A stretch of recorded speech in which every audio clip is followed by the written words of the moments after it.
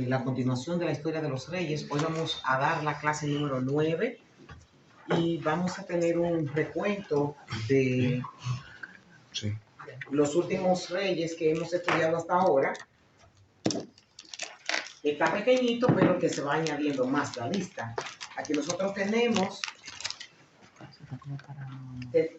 mi intención es irlo leyendo cada vez que damos la clase para que ustedes puedan memorizar un poco. Yo sé que no se lo van a aprender todos, pero en la repetición está el aprendizaje. El aprendizaje. Tenemos a Roboam, a Abías. Roboam gobernó 17 años. Abías reinó 3. Asa reinó 41. Josafat reinó 25. Joram reinó 8. Ocasías reinó 1. Atalía reinó 7. Joás duró 40 años gobernando. Amasías duró 29. Osías, o el rey Azarías, reinó 52. Jotán reinó 16 y Acaz reinó 16. ¿Alguno de ustedes recuerda algo de lo que estos reyes hayan hecho? Uno de los que está ahí, que ustedes recuerden algo de lo que ellos hicieron. Por ejemplo, Acá fue súper mega malo. Acaz, el rey Acaz fue muy malo. Muy malo. Hay muchas lecciones que nosotros podemos aprender porque fue un reformador del judaísmo. Recuerden que habíamos dicho que el rey Acaz había cerrado los cultos a Dios y este hijo de él abrió nuevamente las puertas del templo y reactivó la adoración a Dios. Hizo una reforma para que el pueblo se volviera a Dios. Se dice que Ezequías había nombrado maestros de la Biblia y había puesto muchas escuelas en todo el reino de Judá para que por obligación tuvieran que ir a aprender lo que hoy nosotros llamamos Biblia. Motivó al pueblo nuevamente para dar los diezmos y las ofrendas. Fernando, parece que este problema no es de ahora. Los diezmos y las ofrendas en la casa de Dios. Eso nosotros lo encontramos en 2 de Crónicas 31 del 4 al 10. Porque el pueblo también se había negado a cumplir con el deber de dar los diezmos y las ofrendas para el templo. Y celebró la Pascua nuevamente. Él hizo una reestructura completamente un giro de 180 grados de lo que era su padre y reinó para darle gloria a Dios. Dice que de los 5 reyes buenos de Judá, uno de los mejores fue sin duda Ezequías. Dice 2 de Reyes 18:3 que hizo lo recto ante los ojos de Jehová conforme a todas las cosas que había hecho David su padre. Y el autor añade, entre otras cosas, que quitó los lugares altos, algo que hicieron muy pocos, incluso de los reyes buenos. Además, en Jehová, Dios de Israel, puso su esperanza, ni después ni antes de él hubo otro como él entre todos los reyes de Judá. Eso lo dicen los escritores del 2 de Reyes. Y siguió a Jehová y no se apartó de él, sino que guardó los mandamientos que Jehová prescribió a Moisés. Y el cronista bíblico tiene la misma opinión de Ezequías. Y hasta el gran profeta Isaías dedicó varios capítulos de su profecía para describir la piedad que tenía Ezequías antes de la temible amenaza de la fuerza del rey Senaquerib, que más adelante vamos a estar desarrollando ese tema. Isaías dedicó en el libro de él, desde el capítulo 36 hasta el capítulo 39, solamente para hablar de las bondades que este rey había hecho en Judá. Porque él reinó en el tiempo de Isaías. Entonces, para nosotros poder conocer un poco más lo que fue el despliegue del rey Ezequías, nosotros nos vamos aquí, leemos 36, 37, 38 y 39 de Isaías y podemos ver todas las reformas que Ezequías hizo. Como también podemos ir desde 2 de Crónicas, del capítulo 29 en adelante, tiene aproximadamente 4 o 3 capítulos dedicados exclusivamente a Isaías, y vemos en 2 de Reyes, en el capítulo 18, 19 y 20 también. O sea, por eso me voy a extender mucho hablando de él hoy, porque tiene una historia parecida a la de uno de los reyes grandes, como los primeros que nosotros ya estudiamos. Sus reformas, por ejemplo, parte de las cosas que él hizo. Esto que está aquí es una fotografía que está en el monte Nebo, en Jordania. Y es un lugar de donde Dios le dijo a Moisés, es el que bíblicamente nosotros tenemos registrado, que Dios le dijo a Moisés que fuera a morir en este monte. Pues como se tiene bíblicamente esto registrado, se hizo lo que es esta serpiente de bronce. Desde ese lugar, uno puede ver todo el valle donde se ve Jerusalén, se ve Jericó, se ve la tierra prometida. De ahí fue que Dios le dijo, exactamente, de ese lugar alto fue que Dios le dijo a Moisés que le iba a mostrar la tierra, pero que él no iba a entrar en ella. Y esto lo tienen ellos en Jordania. ¿Qué pasó? Hizo pedazos la serpiente de bronce que Moisés había mandado a construir. No sé si ustedes recuerdan en el libro de Números. El pueblo se había rebelado. Y hubo por decir, un episodio donde muchas personas estaban muriendo.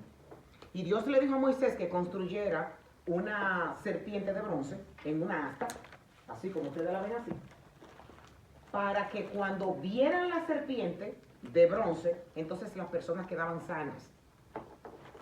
Nosotros somos muy, en todos los ámbitos, nos encanta todo lo que tiene que ver con lo sobrenatural y nos encanta también el adorar cosas que nosotros veamos. Esto fue una trampa que en el momento funcionó y duró 800 años. Duró esta serpiente de bronce, reflejada como el milagro que Dios había hecho en el libro de Números a los hebreos. Aquí dice que Ezequías la hizo pedazos. Dice que hizo pedazos la serpiente de bronce que Moisés había hecho porque la gente de Israel siguió ofreciéndole sacrificios. Oiga bien.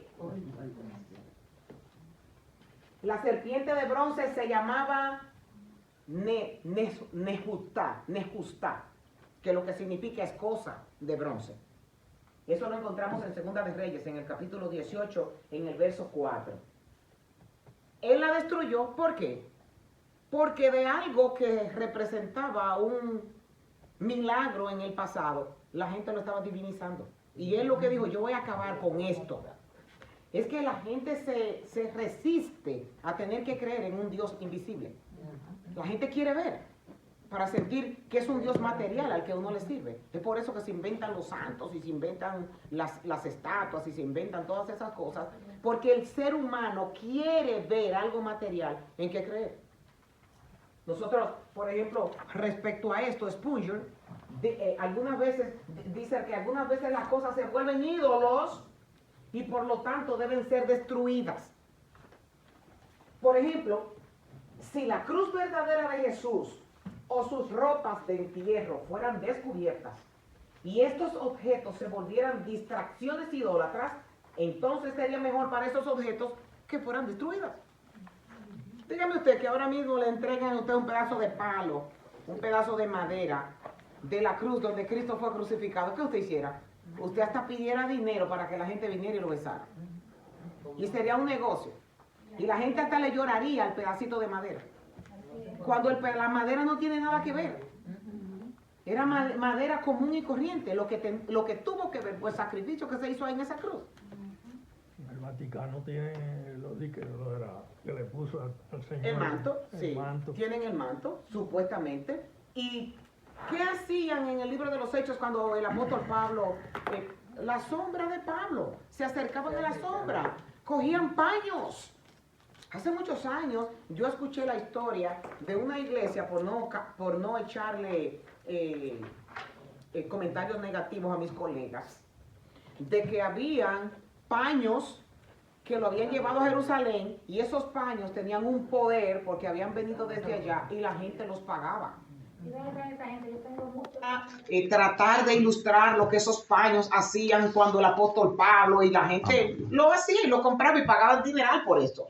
Entonces, lo que aquí Spurgeon está diciendo es que porque presentaba una tentación a la idolatría, Aquí, si alguna vez en este mundo hubiera una reliquia de gran antigüedad y autenticidad incuestionable, o sea, no está hablando de que sea mentira, como lo que yo estoy diciendo ahora, sino que sea real, aún así debe ser destruida, debe ser rota en pedazos, porque Israel le había quemado incienso a eso, a lo que era una serpiente de bronce. Y Ezequías logró muchos logros políticos.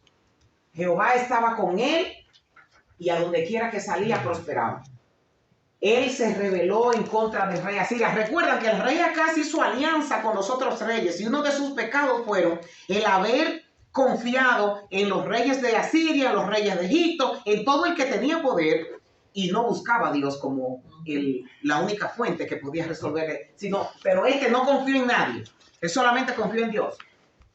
Hirió a los filisteos y todo lo hacía confiando en que Dios era quien le iba a dar a ganar la batalla.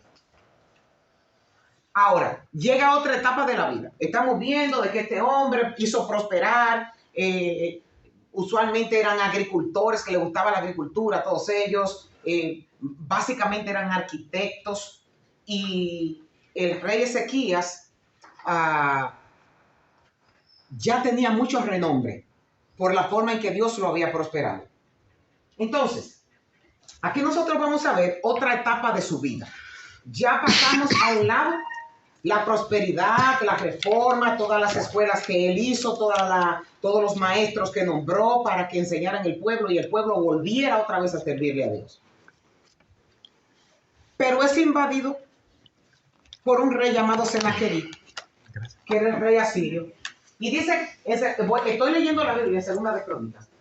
Después de que Ezequías llevó a cabo fielmente este trabajo que les voy a mostrar, Senaquerib, rey de Asiria, invadió Judá, sitió las ciudades fortificadas y dio órdenes a su ejército para que penetraran las murallas. Cuando Ezequías se dio cuenta de que Senaquerib también pensaba atacar Jerusalén, consultó con sus funcionarios y consejeros militares y decidieron bloquear los manantiales fuera de la ciudad. Organizaron una gran cuadrilla de trabajadores para cegar los manantiales.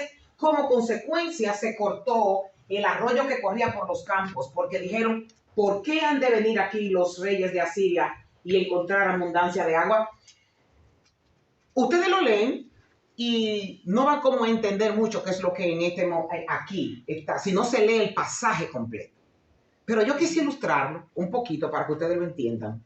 Este hombre era un arquitecto extraordinario, que la arquitectura de este tiempo no ha podido entender cómo él hizo esta obra.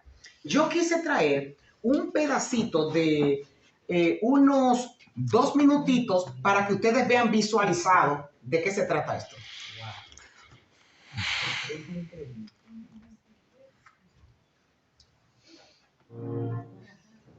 Y su intención de... Pues Ezequías... Ellos van a leer ahora del hebreo al español exactamente lo que yo le acabo de leer a ustedes. Y este señor que está hablando es el encargado de lo que es el área arqueológica donde está la ciudad de David en Jerusalén. Viendo, pues, Ezequías la venida de Senaquerib y su intención de combatir a Jerusalén, tuvo consejo con sus príncipes y con sus hombres valientes para cegar las fuentes de agua que estaban fuera de la ciudad, y ellos le apoyaron. Entonces se reunió mucho pueblo, y cegaron todas las fuentes y el arroyo que corría a través del territorio, diciendo, ¿por qué han de hallar los reyes de Asiria muchas aguas cuando vengan? Ahora estamos en la fuente del Gihón, contiene una enorme cantidad de agua. Antes del reinado de Ezequías, toda esta agua fluía fuera de la ciudad a través de canales de riego hacia los campos de la gente y los jardines del rey. Cuando Ezequías preparó Jerusalén para el asedio asirio, se preocupó de que el poderoso ejército de Asiria acampara fuera de los muros de la ciudad y tuviera acceso a la fuente de agua de la ciudad. Decidió evitar que utilizaran el agua bloqueando y sellando los manantiales fuera de la ciudad, incluyendo el manantial de Gihón.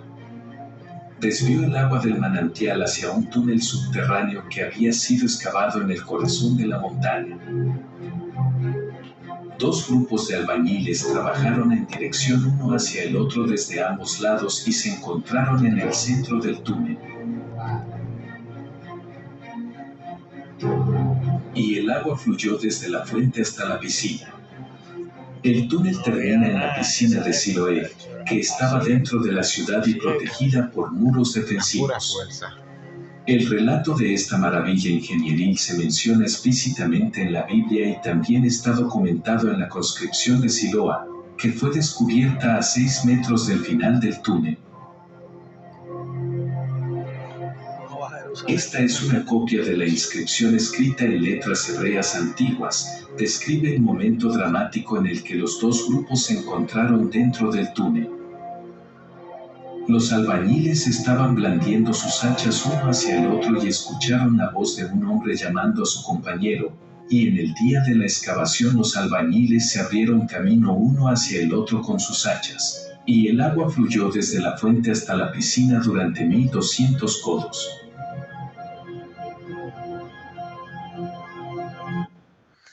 Aquí nosotros podemos ver lo maravilloso de este hombre súper inteligente que hizo proteger toda la ciudad de Jerusalén haciendo este acueducto interno. Bloqueó todo el agua de afuera. Recuerden que el agua era como el oro negro de la antigüedad. Todavía sigue siendo el líquido preciado por el oriente, por la falta de agua primeramente y segundo, por la falta de ríos. Y lo que hizo Ezequías fue para que la ciudad se viera menos atractiva, y otra cosa podía hacer, el agua la podían envenenar y el pueblo entero podía morir sin que ellos tuvieran acceso a entrar dentro de la ciudad. Ellos bloquearon la salida del agua y permitieron que el agua se quedara dentro de ellos de una forma saludable. Y fue un ingeniero este hombre, maravilloso, maravilloso. Entonces,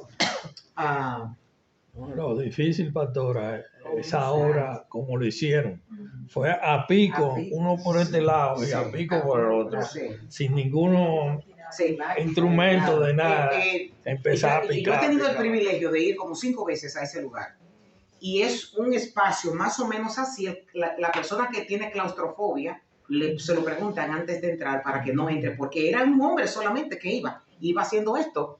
Y fue de la misma forma como David también entró a la ciudad de Jerusalén para conquistarlo por subterráneo. Esto que nosotros estamos viendo, por ejemplo, en Gaza, de que ellos tienen túneles, esto no es nuevo. Nosotros de este lado nos encontramos como que, wow, eso es un sistema de inteligencia muy elevado para ellos poder tener una ciudad subterránea, pero realmente en la antigüedad también se usaba esto.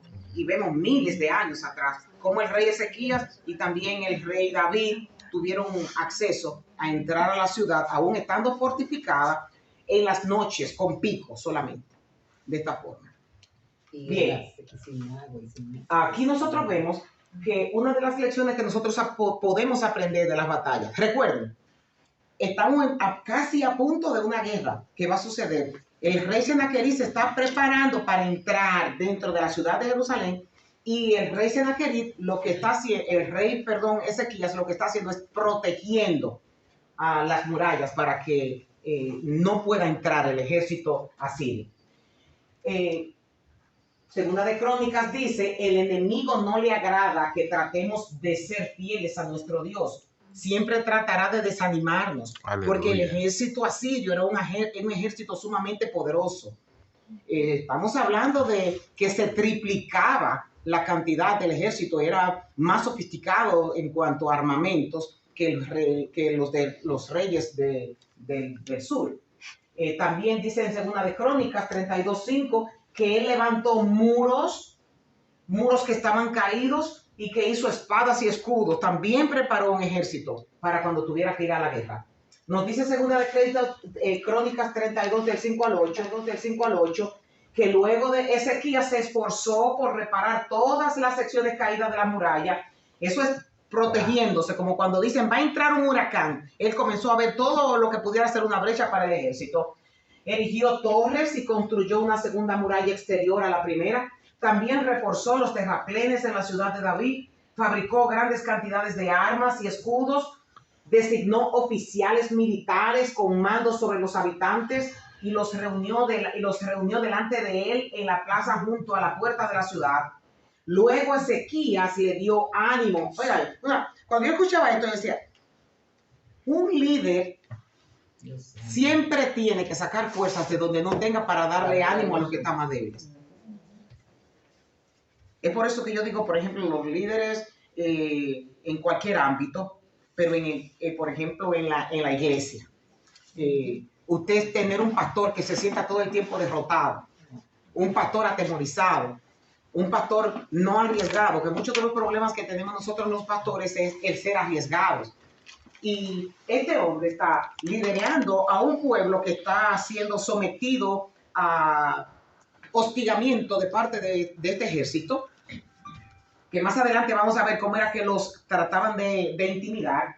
Dice, sean fuertes y valientes, no tengan miedo ni se desalienten por causa del rey de Asiria o de su poderoso ejército, porque hay un poder mucho más grande de nuestro lado. El rey podrá tener un gran ejército, pero no son más que hombres. Con nosotros está el Señor nuestro Dios para ayudarnos y para pelear nuestras batallas por nosotros. Esa es la palabra de este rey, animando a su pueblo. Las palabras de Ezequías, dice, alentaron en gran manera a mucha gente. Porque en el libro de Reyes nosotros leemos que ellos se ponían fuera de la muralla y comenzaban a gritarle allá arriba en hebreo para que pudieran entender que si ellos habían vencido otros dioses y habían vencido naciones que eran más poderosas que ellos, que en quién era que en quién ellos estaban refugiando. ¿Quién iba a ser ese Dios? ¿Quién iba a ser ese Dios tan grande que los iba a liberar cuando ninguno de los otros dioses que ellos habían vencido se habían levantado? O sea, ellos habían ganado las batallas. Entonces, de afuera, y le dice el libro de Reyes que le decía, pero deja de estar hablando en hebreo. Y él le dice, y él volvía y hablaba en hebreo porque él quería que le entendieran que el Senaquerib que el rey Ezequías lo que estaba era engañándolos a ellos porque ellos iban a morir. Aquí está la amenaza. Es un capítulo largo, pero si alguien me lo buscara, por favor, y lo leyera rapidito. Bueno. Segunda de Crónicas 32, del 9 al 19. Vamos a leerlo si usted lo tiene, Fernando. Esta es la manera como Senaquerib, escuchen bien, como Senaquerib estaba amenazando al pueblo.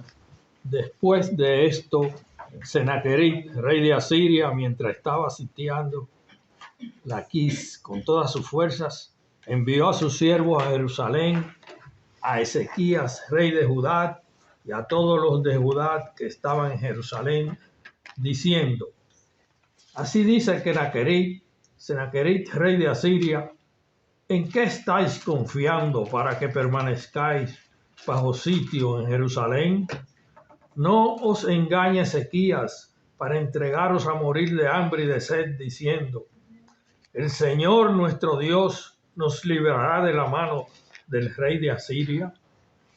¿Acaso no es el mismo Ezequías el que ha quitado sus lugares altos y sus altares y ha dicho a Judá y a Jerusalén, delante de un solo altar adoraréis y sobre él quemaréis incienso? ¿No sabéis lo que yo y mis padres hemos hecho a todos los pueblos de estas tierras? ¿Pudieron los dioses de las naciones de las tierras librar su tierra de mi mano? ¿Quién de entre todos los dioses de aquellas naciones que mis padres destruyeron completamente pudo librar a su pueblo de mi mano, para que vuestro Dios pueda libraros de mi mano? Ahora pues, no dejéis que Ezequías os engañe y os extravíe en esta forma, y no creáis en él, porque ningún Dios de ninguna nación ni reino pudo librar a su pueblo de mi mano, ni de la mano de mis padres. Mucho menos os librará de mi mano vuestro Dios. Y sus siervos hablaron aún más contra el Señor Dios y contra su siervo Ezequías.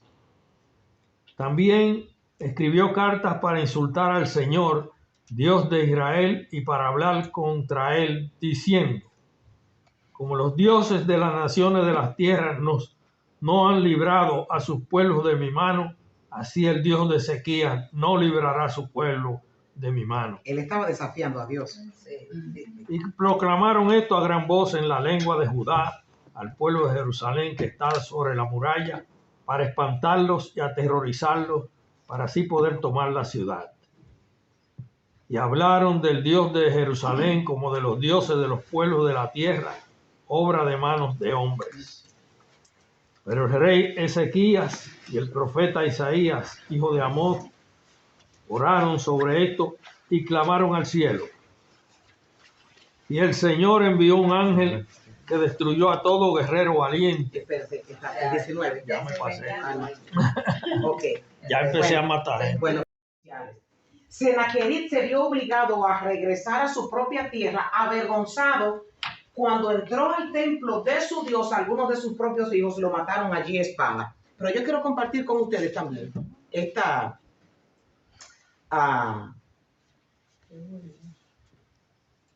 Se burla de ti.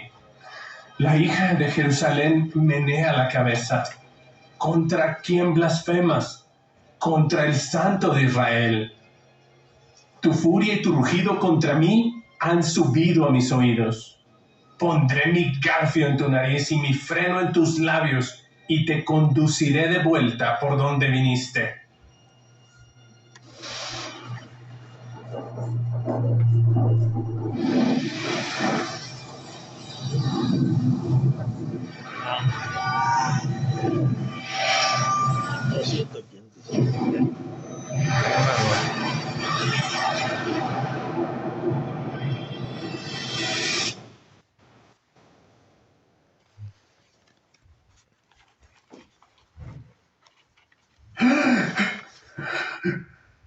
Ese es el representante de Senaquerib.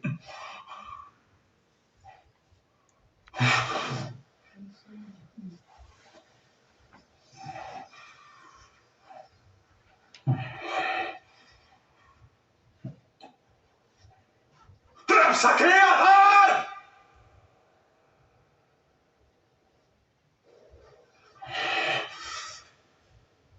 ¡Adar! ¿Qué haces durmiendo?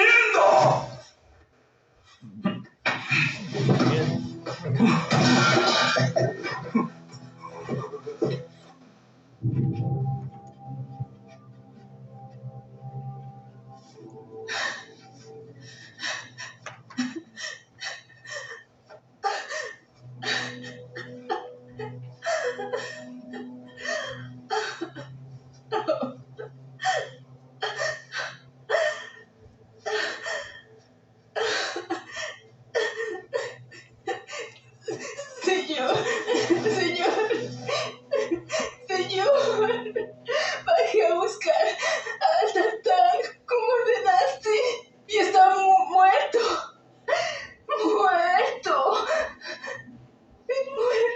¡No hay huellas! Muerto. ¡Ninguna herida! He estado en guardia, señor, toda la noche. Mi rey, lo juro, no oí nada. ¿Qué vamos ¡No a vi hacer? nada!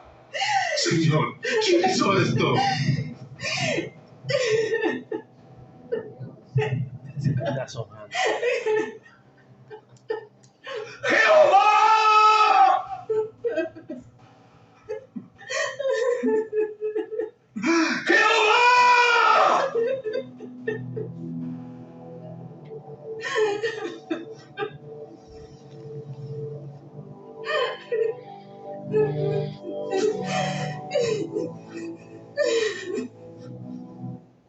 Bien, aquí nosotros pues podemos ver,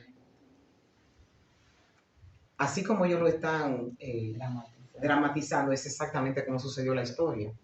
Dice que por sus blasfemias, después cuando él regresó a Siria, allá sus hijos lo mataron. Que lo que Dios le había profetizado al rey Ezequías se había cumplido. Y eso fue lo último que él hizo. Y fue muerto después que llegó hasta allá. Que el ángel vino y mató 185,000. 185,000 dice las escrituras que el ángel mató esa noche. ¿Y cómo van a encontrar huellas? Ahí no había sangre. Dios les trajo el aliento de vida a todos esos soldados que estaban ahí preparados para ir a atacar a Israel y no lo pudieron hacer. Entonces, aquí nosotros estamos viendo, después de este episodio, dice la Biblia que todo el mundo reconoció el gran poder que había en Ezequías y que su fama llegó hasta las fronteras de Egipto, de cómo Dios lo había prosperado y de cómo habían evidencias de que Dios estaba con él. O sea, nadie se atrevía y la gente comenzó a enviarle regalos, a adularlo por el gran poder que a través de Dios él ministraba. ¿Qué pasa? Se enferma el rey Ezequías. Y nosotros leemos que cuando él enferma, Ezequías se enfermó gravemente y el profeta Isaías, el que nosotros conocemos, el hijo de Amós, fue a visitarlo y le dio al rey el siguiente mensaje. Esto dice el Señor: pon tus asuntos en orden porque vas a morir. No te recuperarás de esta enfermedad. Y cuando Ezequías oyó el mensaje, volvió su rostro hacia la pared y oró al Señor, diciéndole: acuérdate, oh Señor, que siempre te he sido fiel y te he servido con singular determinación, haciendo siempre lo que te agrada. Y el rey se echó a llorar amargamente. Dice que Ezequías se pegó contra la pared y lloró al Señor. Y una de las cosas que esto nos ayuda a ilustrar es que hay oraciones que Dios se tarda en contestar y hay oraciones que Dios las contesta al instante. Porque dice que no bien el profeta Isaías estaba afuera cuando recibió el mensaje de Dios diciendo: devuélvete. Dile que le voy a dar 15 años más de vida. Entonces, hubo el milagro. Aquí está. Dice que antes de que Isaías saliera del patio central, recibió este mensaje de parte del Señor: regresa y dile a Ezequías, el líder de mi pueblo, esto dice el Señor, Dios de tu antepasado David: he oído tu oración y he visto tus lágrimas. Voy a sanarte y en 3 días te levantarás de la cama e irás al templo del Señor. Te añadiré 15 años más de vida y te rescataré del rey de Asiria junto con esta ciudad. Defenderé esta ciudad por mi propia honra y por amor a mi siervo David. Entonces Isaías dijo: preparen un ungüento de higos. Para los que no creen en médicos, esto fue Dios le pudo haber dicho: dile a él que queda sano. Sin embargo, mandó al profeta Isaías a que preparara medicina. Y dice: preparen un ungüento de higos. Y así que los sirvientes de Ezequías untaron el ungüento en las llagas y Ezequías se recuperó. Hay una historia aquí que sucedió que él pidió pruebas en el libro de los Reyes. Él pidió pruebas de si era verdad que Dios lo iba a sanar. Y estoy diciendo esto porque Camilo justo me llamó ayer para unas clases que él tiene que dar y necesitaba este dato. Y le dije que lo iba a dar el dato para que él también lo desarrolle en su clase. Y es que la prueba que le pidió el rey Ezequías al profeta Isaías era que se atrasara 10 grados el reloj. Se atrasara 10 grados, no grados, el reloj. Isaías le dijo que se lo iba a adelantar. Dice: no es fácil que se adelante, retrocede el tiempo, que el tiempo no va a poder. Y dice que los 10 grados que él había pedido se habían retrasado en ese momento. Entonces, en los tiempos de Josué, hubo una guerra en contra de los filisteos. No me acuerdo, pero de esos teos que son enemigos del pueblo de Dios. Josué le pidió a Dios que el sol se detuviera para que él poder vencer completamente a los enemigos, porque si el sol se ocultaba, entonces no iba a haber luz para ellos poder seguir peleando contra ellos. Y hay un reporte de la NASA, que no tiene nada que ver con la Biblia, con la NASA, que ellos hicieron un estudio para lo que era el tiempo futuro y el tiempo pasado. Y en el tiempo pasado ellos encontraron que había un error de 24 horas que se habían perdido en el espacio, que se habían perdido en la Tierra. Y yo se lo puedo dar para que ustedes lo lean con más detalle el reporte. Yo lo tengo ahí. Y dice que cuando ellos hicieron la investigación se encontraron con que eran 23 horas y algo. Y decían: pero ¿cómo va a ser? Pues si el día son de 24 horas. Y el descubrimiento lo hizo uno de los científicos que dijo: cuando yo era pequeño, mi madre me contó una historia y dijo y contó la historia de Josué, lo que había pasado con el sol que se detuvo en Gabaón. Y dice, pero esto no cuadra porque son solamente 23 horas y algo. Y dice, pero mi madre también me contó otra historia de que hubo un retraso de tiempo de tantas gradas y hacía exactamente las 24 horas los dos tiempos. Y los científicos se pudieron dar cuenta de que lo que la Biblia determinaba, había miles de años atrás que había sucedido. O sea, que maravilloso, maravilloso. Entonces, el síndrome de Ezequías. El Señor le concede los 15 años. La respuesta, él tenía solo 39 años. ¿Qué fue lo peor, sin duda, de esos 15 años extras de Ezequías? La respuesta, que tuvo un hijo que se llamaba Manasés.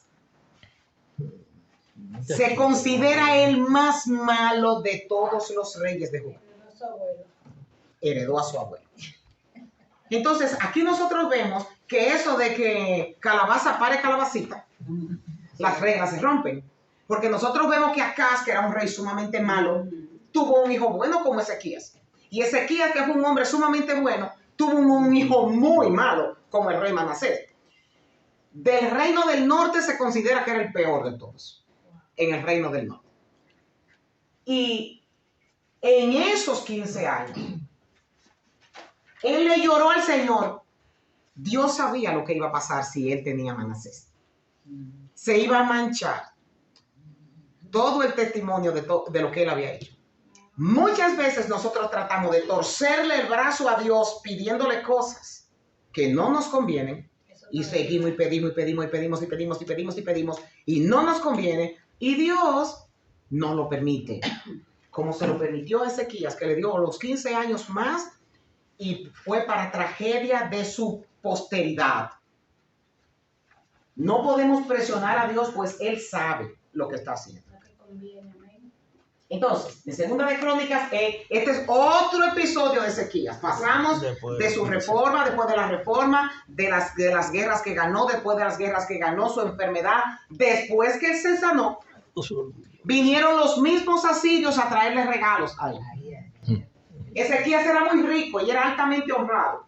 Construyó edificios especiales para guardar sus tesoros, plata, oro, piedras preciosas y especies, así como los escudos y otros objetos de valor. También construyó muchos depósitos para su grano, vino nuevo y aceite de oliva, e hizo muchos establos para su ganado y corrales para sus rebaños de ovejas y cabras. Construyó muchas ciudades y adquirió enormes rebaños y manadas, porque Dios le había dado grandes riquezas. Bloqueó el manantial de la parte de Gihón, que fue lo que acabamos de ver visualizado. Condujo el agua por un túnel hasta la parte occidental de la ciudad de David, de modo que tuvo éxito en todo lo que hizo. Esto lo encontramos en Segunda de Crónicas 27:30. Estoy leyendo la Biblia que yo estoy. Pero el proverbista dice que el necio siempre pasa de la raya. Dice, como ciudad invadida y sin murallas es el hombre que no domina su espíritu. Eso le pasó a él al final de sus años. No hay uno que diga comenzó bien y terminó bien. Reinó 52 años y ya en el ocaso de su vida viene pan y la hace. Dice que llegaron a ofrecerle regalos supuestamente porque él estaba enfermo y a visitarlos. ¿Y qué hizo este caballero? Le enseñó todas las riquezas que él tenía. Lo llevó por el palacio, les mostró. Dice en Segunda de Crónicas, cuando llegaron embajadores de Babilonia para preguntar por los sorprendentes acontecimientos que habían ocurrido en la tierra, Dios se apartó de Ezequías para ponerlo a prueba y ver lo que realmente había en su corazón. Si nosotros no estamos pegados de Dios en todo lo que hacemos es un desastre. Porque dice claramente la palabra que Dios se apartó de él. Y desde que Dios se apartó de él, cometió este error. Este gran error.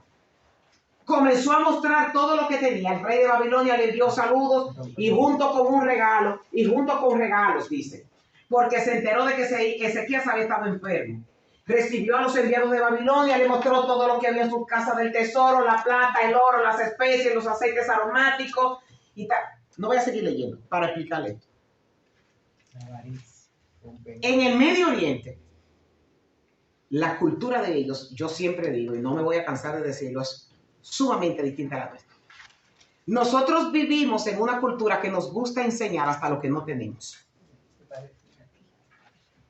Estoy hablando de nosotros, eso. Nos gusta adular.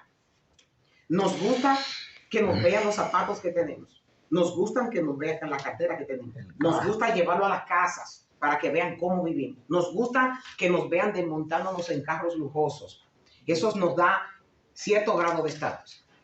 En el Oriente no es así. Cuando nosotros leemos la Biblia, vemos que eran ricos, pero vivían en chozas. Vivían en tiendas en el desierto, no tenían mansiones, vivían en tiendas. Y vestían lo que los otros vestían. Cuando usted lee la vida de Abraham, que dice que era rico, lo único que determina que Abraham tenía era mucha cabra, mucho ganado, y sus riquezas, no tenía tierras. Sus riquezas era este tipo, podía tener oro. Porque una de las cosas que del pensamiento oriental es que cuando tú muestras todos tus tesoros, lo que tú vas a ocasionar en el otro, ellos le llaman el mal ojo. Le llaman el mal ojo. No, bueno, puede que en los países, en la República Dominicana, le llaman mal de ojo, pero en el occidente, en el oriente, le dicen el mal ojo, que es el ojo malo. Es el ojo que tiene el mal deseo. Es el ojo que envidia. Es el ojo que codicia. A eso es que se refieren con el ojo malo. Entonces, lo que dicen ellos es que esa persona lo que trae donde ti es, en vez de bendición, lo que trae es maldición. Pero ¿quién ha provocado esto? Tú, por estar adulando lo que tienes. Que uno tiene que ser discreto. Que uno no tiene que andar vociferando. Y eso fue lo que él hizo. Y por eso cayó en lo que cayó. Hay 4 detalles. Ezequías tenía parte de la culpa del mal, que luego vendría sobre sus propios descendientes, porque Dios lo castigó y hubo una sentencia ahí. Lo que no le iba a afectar, la sentencia fue que Dios le dijo, en cuanto tú has hecho esto, la próxima descendencia que tú tengas, todo lo que nosotros vamos a ver con los futuros reyes, que fueron los reyes que fueron exiliados para Babilonia, y se acabó el reino totalmente de David. Se acabó. Y lo que este caballero responde es, bueno, como no es en mi tiempo, no hay problema. No se preocupó por lo que iba a pasar con sus hijos, con sus nietos y con sus bisnietos. La misma respuesta que dio Elí cuando dijeron que sus hijos estaban comportándose inapropiadamente, que Elí dijo, bueno, Jehová es el que sabe. Lo que él disponga, eso se hará. No buscó la manera de cómo decir, no, Señor, para mi descendencia, no, para mis nietos, no. Entonces, lo que no le iba a afectar a él personalmente, a él poco le importaba una actitud claramente egoísta. No le importaba la suerte de sus propios descendientes, tal vez de sus bisnietos, y ni del terrible sufrimiento ni las lamentaciones que iban a tener, porque cuando nosotros leemos el libro de lamentaciones de Jeremías, que es un libro solo de lloro y lloro y lloro y lloro, porque lo que le pasa a Jerusalén son sus bisnietos los que están padeciendo eso.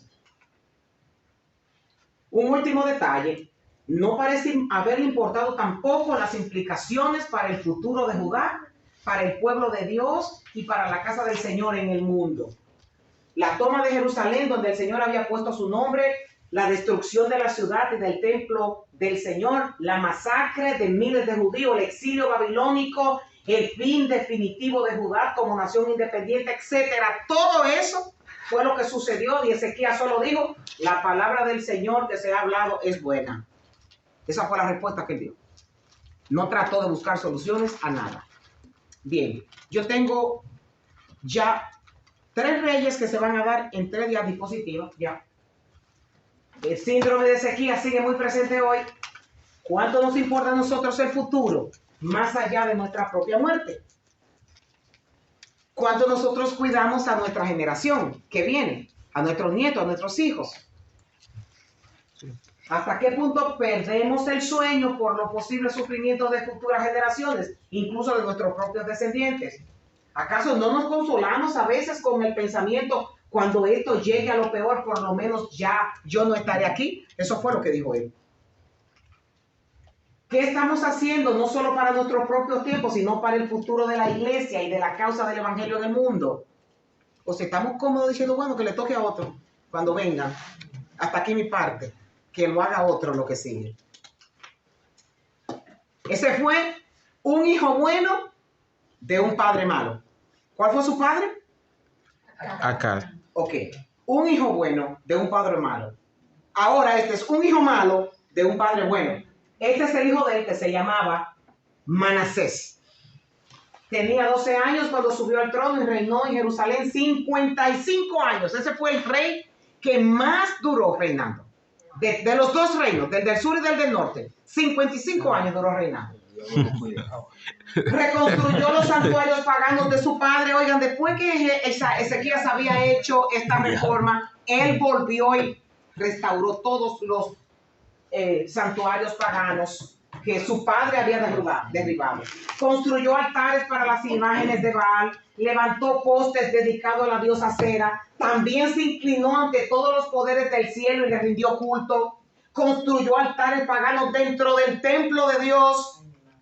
Manasés también sacrificó a sus propios hijos al fuego, practicó hechicería, la adivinación, la brujería, consultó a los medios y a los videntes. Tenía el paquete completo. Menos a Dios. Entonces, este malo se dice que fue el que mandó a asesinar al profeta Isaías. En el libro de Hebreos habla de profetas que fueron matados, que fueron encarcelados y que fueron aserreados. El que fue aserreado según la literatura apócrifa, que hay un libro que se llama justamente del libro de Isaías, de la historia de Isaías, que murió aserrado por este rey, fue el que lo mandó a matar al profeta Isaías. Entonces, esto es todo lo que yo le puedo decir del rey Manasés. Este es otro hijo malo del rey Manasés. Pastora, a veces será por ignorancia de lo que han hecho las personas en la Biblia, que la gente usa ese nombre, porque ¿cómo tú ponerle a un hijo Manasés? Sí, un rey malo. Es por ignorancia. Debe ser ignorancia. Es por ignorancia. Le ponen, hay muchachas jóvenes que le ponen Bexabé. Jezabel, perdón, le ponen Jezabel, le ponen Manasés a los hijos. Y lo que le están poniendo son nombres de maldiciones a los hijos. Sí. Un embaladero. Bien, este es el hijo de Manasés entonces, se llamaba Amón. Amón tenía 22 años cuando subió al trono y reinó en Jerusalén 2 años. No se me pierdan que este es el último rey y esto es todo lo que dicen de él. Hizo lo malo a los ojos del Señor, así como su padre Manasés, rindió culto y ofreció sacrificios a todos los ídolos que su padre había hecho, pero a diferencia de su padre no se humilló, porque Manasés sí se humilló. Dice, el profeta Isaías había profetizado que el rey Manasés iba a ser llevado por garfios por su nariz ante el rey de Asiria, y fue apresado. Y dice la historia de los asirios que no había ningún rey que se sublevara ante ellos que quedara con vida, y eran sumamente salvajes con el asunto de cómo atacaban a sus presos, a sus enemigos. Y dice que Manasés se humilló delante de Dios y que oró y que Dios lo perdonó y por el favor de Dios los asirios entonces lo soltaron y lo mandaron de nuevo a Judá. Eso no está registrado en la Biblia, solo está registrado que Dios había escuchado la oración de Manasés, y por ahí hay unos escritos apócrifos que hablan de la supuesta oración de él, pero que no tienen mucha credibilidad. Este es el último rey que vamos a estudiar y esto es lo único que vamos a leer de él.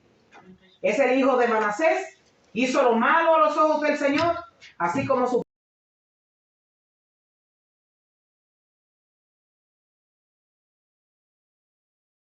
del rey Amón, y luego proclamaron de rey al hijo a Amasías, a Josías. ¿Podríamos identificar cuáles reyes hemos estudiado esta noche? Acá. No, Ezequías. Manasés y Amón. Ok. ¿El uno? Ezequías.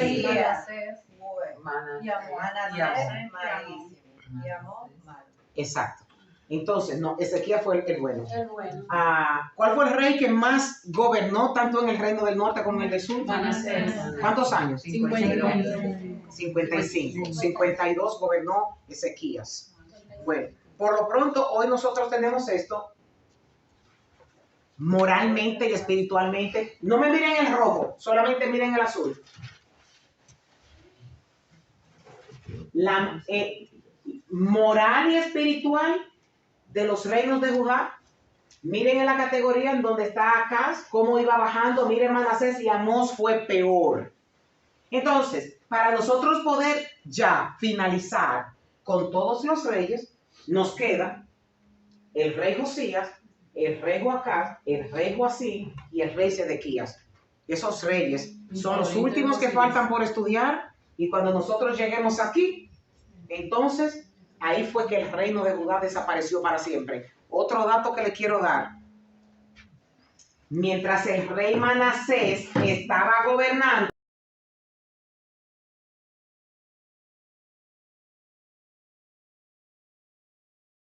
Manasés estaba solo gobernando en Israel. Hasta aquí nosotros tenemos nuestra clase del día de hoy y vamos a...